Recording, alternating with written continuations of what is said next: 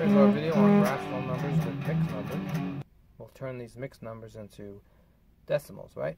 And again, right here, there's that symbol, Q. And we get that from the word quotient, because quotient is division, right? So remember we said that all rational numbers could be in this form, A over B, or they could be any number. And we said, if you remember from last video, that B, let's get rid of that equal sign, a little messy, that B cannot be, right? That cannot be 0, because then it becomes undefined. All right, so let's look at an example. So, if I had 0 over 5, well, that equals 0, and that's a rational number because it's 0, right? And if you want to see what the decimal is, it's 0.0, right? Most people just put 0. But if you had 5 over 0, well, that's undefined. You can never get an answer. And if you want to see why, if you put the 5 in the box, you always put the numerator in the box. 0 goes in the 5, it does not go in the 5. And what keeps happening? You just consistently have a 5, and it just consistently doesn't answer. That's why it's undefined. So this is undefined. And that you'll do that all through high school. You'll see that come up a lot. So let's look at a mixed number. Let's say I had 1 and 1/4.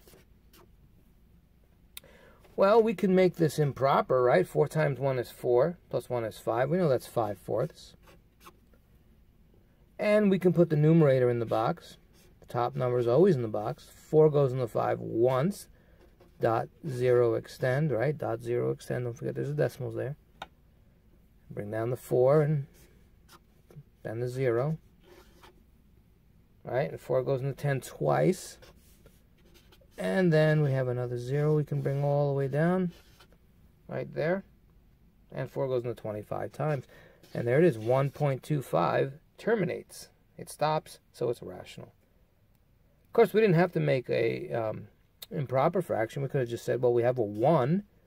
That was our decimal. And 1/4 is 2/5, right? You can do it that way also. Whatever is easier. All right. So let's look at a few.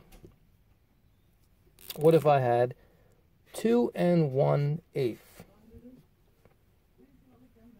All right, so let's see. What would you get with this, right? Well, we have a 2 already, so we can just say 2 point something, right? Because we're getting ready. What is the 1/8? You can do it like that. Remember, the top number is always in the box.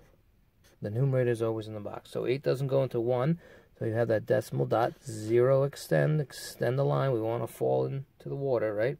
So 8 goes into 10 once. Bring down that 8. Subtract, bring down a 0. 8 goes into 20 2 times. Right? Then we get 16.